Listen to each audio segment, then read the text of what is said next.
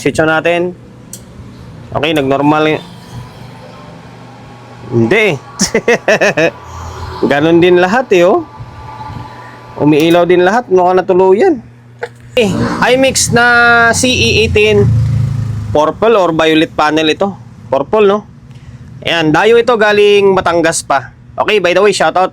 And then, maraming salamat kay Bossing na pinagkatiwalaan tayo na gawin yung unit nila. Okay, Batangas to Quezon City or Novaliches banda. Although marami na akong customer ang taga Batangas din. Ayan, maraming salamat na pinagkatiwalaan tayo na gawin yung unit nila. Issue nito ay nakabaklas na. Kabaklas na yung takip dito na lang sa taas kasi ito ang tornilyo nyo. Ngayon, hindi ko ma-recall kung anong pinaka problema kasi dinala to dito sa my shop January 3. Okay, kaya medyukan pa yung utak ko. Eh, tayo na lang bahala. Ngayon, meron ako napansin. Ito, nakahang ito. Nakahang. Tapos, ito. Mukhang hindi naman nakahang to. Tapos, yun na, mga pinalitan na yung sa may OP amp banda. Ngayon, naka-plug na siya. Naka-plug sa may bulb natin, ha. Narangan lang ng flower. Ngayon, switch on natin. Ayan, pumupugak-pugak ko. Baka siguro tumataas siguro yung bias nito kaya pupugak-pugak yung ilaw. Tingnan natin, bunutin nga natin to. Ayan, bunutin natin. Switch on natin. Okay, nag-normal. Hindi. Ganon din lahat eh, oh. Umiilaw din lahat. Mukhang natuluyan. Bunutin natin to. Bunutin natin to.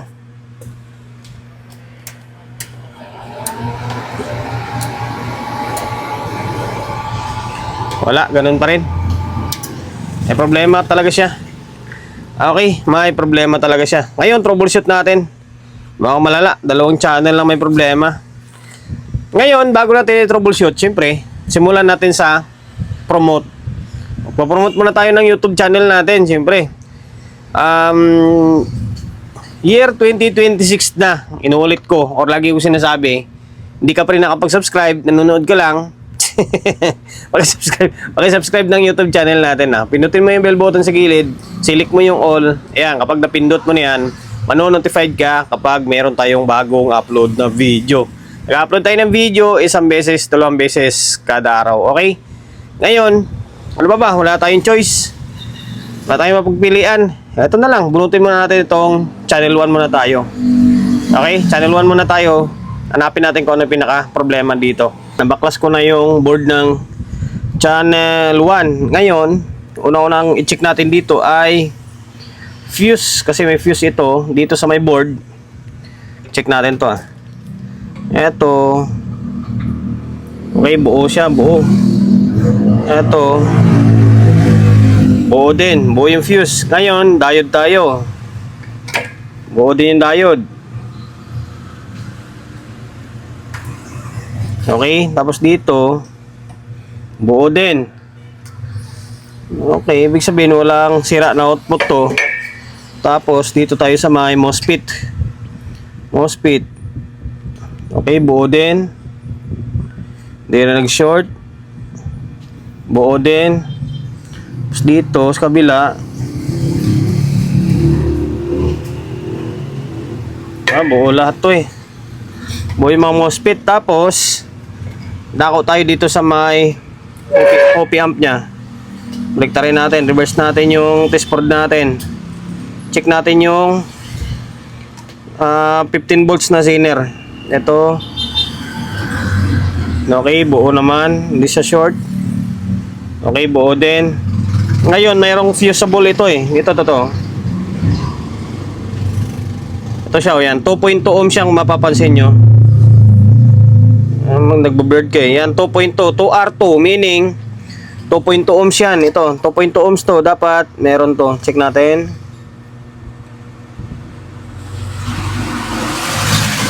Parang naiba na resistance nyo. Nagbo-blurred ka naman kasi. Kunyita ka eh.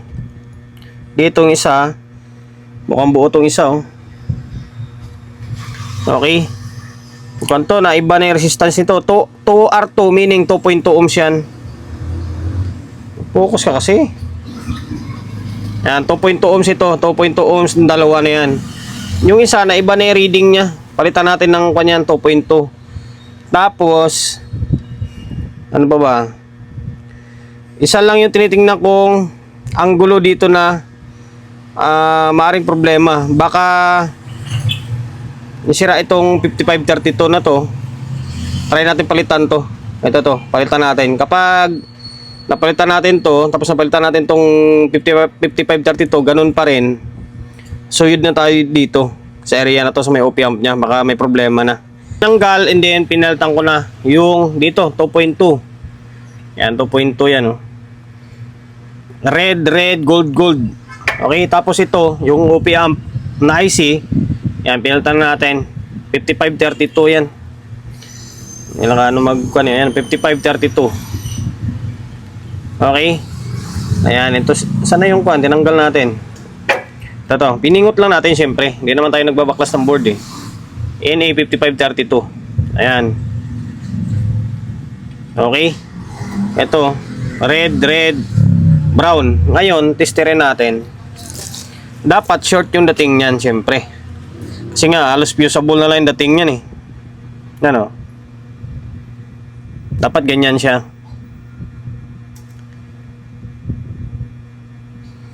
Yan, dapat ganyan. Same dito sa may isa. Ayan. Okay. Ngayon, balik natin to. Babalik natin to. Sabay testing natin. Tingnan natin kung ano yung biasing na lalabas dito. Okay. Kahit dito lang muna sa taas. Tingnan natin kung ano yung mangyari. Okay. Ano ba? Paano ko bypass to? Pag ito na lang siguro. Yan. Ngayon, ito pala guys paalala ko lang yung OP amp na to, may arrow yan. Ayan may pattern. Yung may butas na yan, kailangan yung bilog dyan din ng katutok. Hindi pwedeng pabaliktad. Okay? Ngayon, switch on natin to. Okay, hindi naman to nakailaw. Tingnan natin kung may bias siya. Sana meron.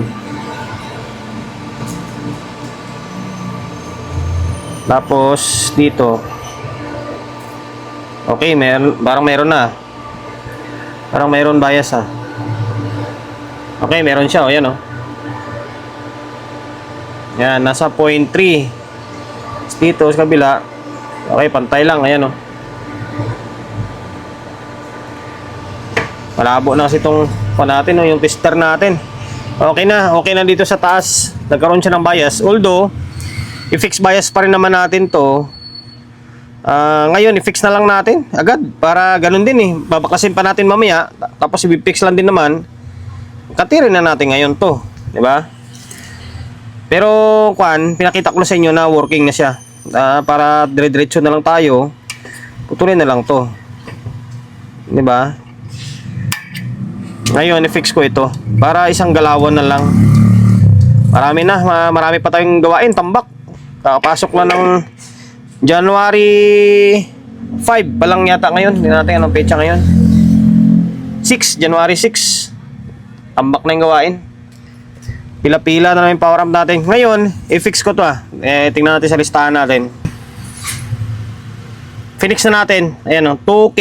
Ang nalagay natin dito is 2K. Ito, playing safe ako sa ganito klaseng unit. And then, lagi ko naman sinasabi, kapag mga dakong probinsya or yung mga hatawan ng mga gamit, binababa ko siya ng mga 0.25, 0.26 para safe yung unit. Pwede ka mag 4 ohms, pwede mo siyang iataw-hataw na hindi basta-basta init. Okay? Ayan okay.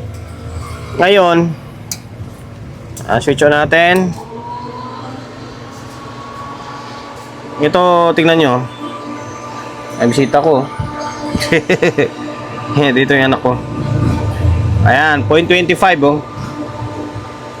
Playing safe tayo. Mas maganda yung ganyang bias lang. Nasa gilid-gitnaan. Hindi siya ganun kainit. Hindi rin siya ganun kangungo. Ayan. Yan lang naman eh, nilista ko na tong biasing nito eh.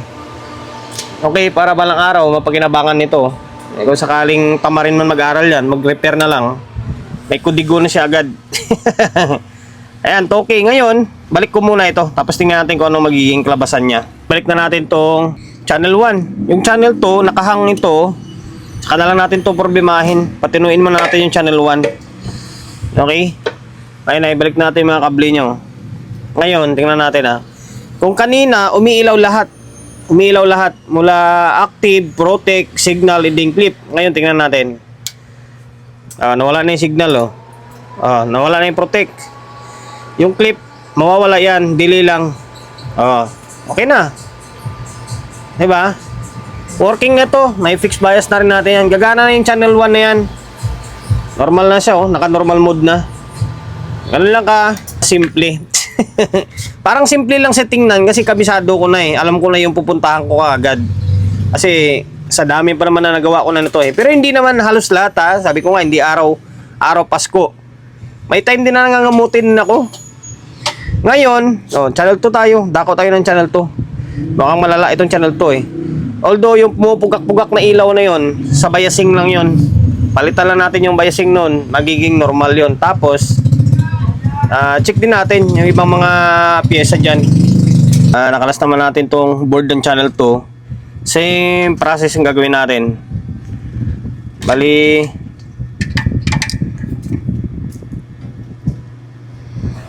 check natin itong fuse muna. Fuse buo.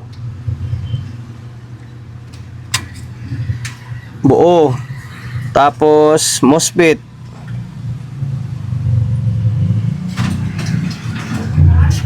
Ayaw okay, buo din. Tapos dito may reverse buo din. Okay, buo. Tapos diode buo din, wala rin short. Wala rin itong short. Ngayon, same process dito. 15 volts na Zener diode, check natin. Okay, buo. Tapos dito yung isa. Okay, buo din. Ngayon, ito pa rin yung 2.2 ohms dito. Okay, buo itong isa. Tapos itong isa, bago na yung nito, reading nito, no? Palitan na lang din natin to. Ang iba na yung reading niya, oh. Palitan natin, 2.2 ohms yan. Dalawa na yan. Okay. Ngayon, alasin natin ito. Palitan din natin tong 5532 rin to eh. Pero tanggalin natin tong kanila. Or, sige, dyan na lang muna yan. Total, parang maayos naman yung pagkalagay nila. Tama naman. Double check lang natin. Ngayon, ito yan, oh. Pinaka main point to. Yung cutter natin. Ngayon, pingutin natin to. Pingot. Yan. Putol na. Yan na, putol na siya. Ngayon, maglalagay tayo ng same value doon sa may kabilang channel. 2K. Lagyan natin ng 2K yan. Okay? Lagyan natin ng 2K. Tingnan natin kung ano magiging kalabasan niya. Ito na, na-fix na natin to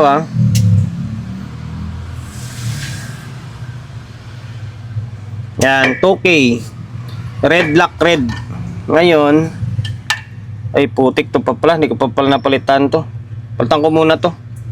Kaligtaan ko. Yan, 2.2 naman to. Red, red, gold, gold naman ito. Itong isa, red, black, red naman yan. 2.2. Okay, balik natin. Sana magiging okay na. Abot kaya? Baliktad eh. Kaya lang, pwesto natin na maayos. Ganito siya. Balik natin. Yan. Pwesto na siya. Ngayon, switch on natin. Pansinin nyo yung ilaw. Hindi na siya pupugak-pugak, oh. Di ba? Kaysa kanina. natin kung may error. Wala naman. Ito, naka-normal pa rin sa kabila. Ngayon, tester natin, range natin ng 2.5 volts. Okay?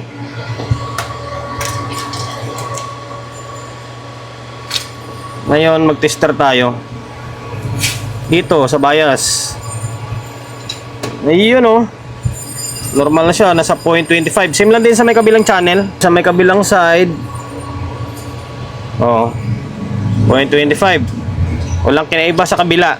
Kasi, isa lang yung bias na ginamit. Yan, 2K siya. Ngayon, naging working na ito. Naging normal na. Okay naman yung pinalit nila. Hindi natin gagalawin siya. Nilagyan nila ng holder eh. Mas maganda nga may holder. Hindi natin gagalawin yan. Normal naman na. Ito lang madalas ang nasisira dyan. Yung mga na-open na fusible resistor. Sira ito. OP amp nya.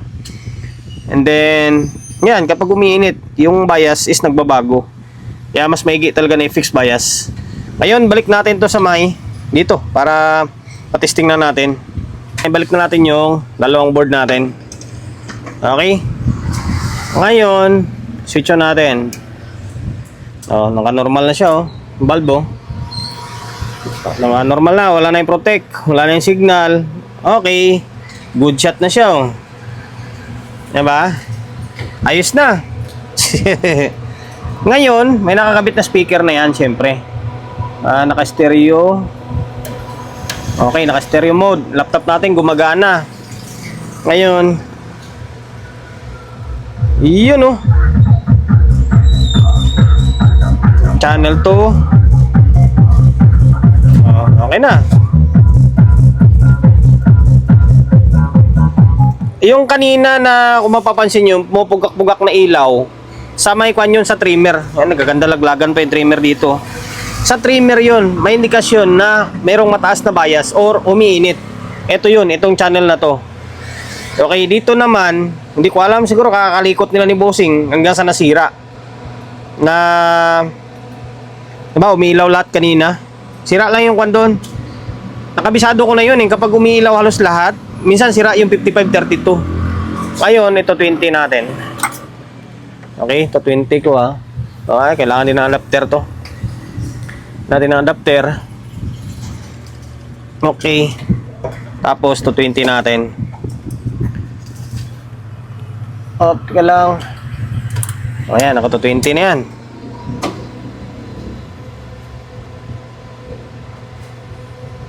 Okay.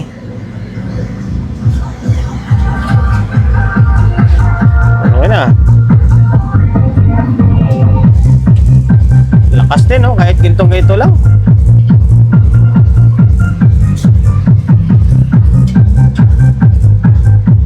Ang lakas din.